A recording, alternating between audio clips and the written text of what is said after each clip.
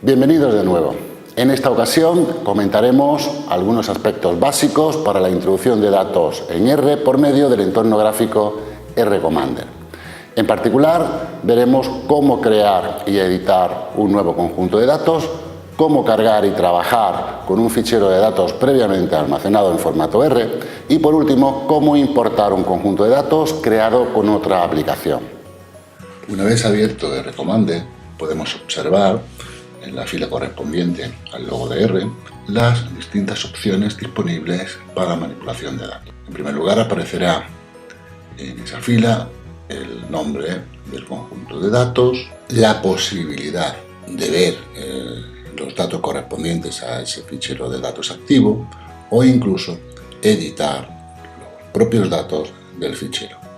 Para poder trabajar con R, los datos se pueden introducir a través de tres procedimientos diferentes. En primer lugar, crear un nuevo conjunto de datos donde deberíamos de introducir todos los datos directamente desde R a través del teclado, cargar un conjunto de datos que ya teníamos almacenado previamente en formato propio de R, o bien importar los datos de otros formatos, por ejemplo, a través de ficheros de tipo texto, directamente a través del copy-paste del portapapeles, a través de una dirección URL, otros paquetes estadísticos o incluso, en el caso de tener instalada R en Windows, la posibilidad de conseguirlos de un fichero Excel.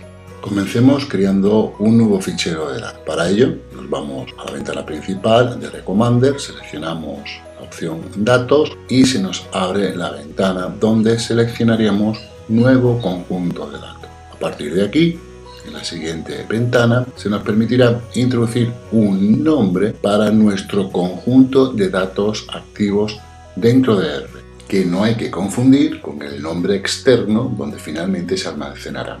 A partir de aquí, se nos abrirá el editor de datos, donde podemos observar que la primera fila está reservada para el nombre de las variables. Estas variables pueden ser de tipo numérico o de tipo carácter. Los datos ausentes o faltantes se representan por defecto como NA, Not Available, y cada fila representaría la información disponible para cada uno de los individuos.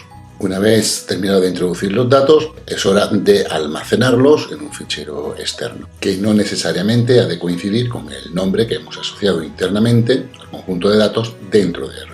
Para ello, nos vamos a la opción Datos, Conjunto de datos activo y guardar el conjunto de datos activos. Se nos pedirá el nombre con el que queremos guardarlo y tendremos una extensión propia del paquete estadístico .rdata. Si lo que queremos es recuperar un conjunto de datos ya almacenado previamente, nos dispondríamos a elegir la opción Datos, cargar conjunto de datos y buscaríamos en nuestro directorio de trabajo el conjunto a cargar. Y finalmente, si lo que queremos es importar un conjunto de datos de cualquier otra aplicación, nos iríamos a la opción Datos, Importar datos y aquí seleccionaríamos desde donde queremos importar los datos, bien desde archivo, bien desde datos de un paquete estadístico como tipo SPSS o, por ejemplo, desde una hoja de cálculo Excel.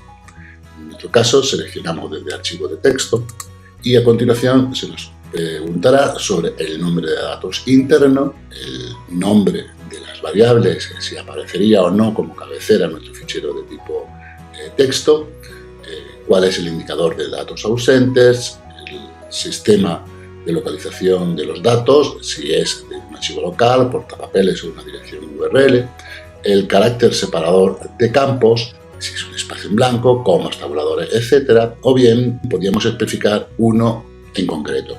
Y por último, el carácter decimal considerado, un punto o una coma.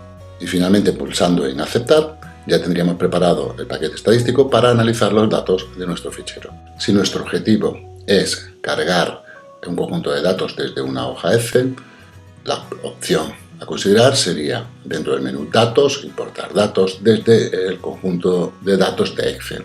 Aparecerá una ventana donde tendremos que introducir el nombre del conjunto de fichero de datos interno y a partir de ahí, si el conjunto ya existe, nos informará sobre si deseamos sobreescribirlo o no. buscaríamos el nombre de nuestra base de datos, nuestra hoja Excel. Es importante que en nuestra hoja, la primera fila, estén los nombres de las variables y finalmente elegiríamos de entre todas las hojas las que tuvieran los datos que sean de interés para su análisis. Pulsaríamos aceptar y ya de nuevo se encuentra el paquete R preparado para analizar los datos en nuestro fichero interno.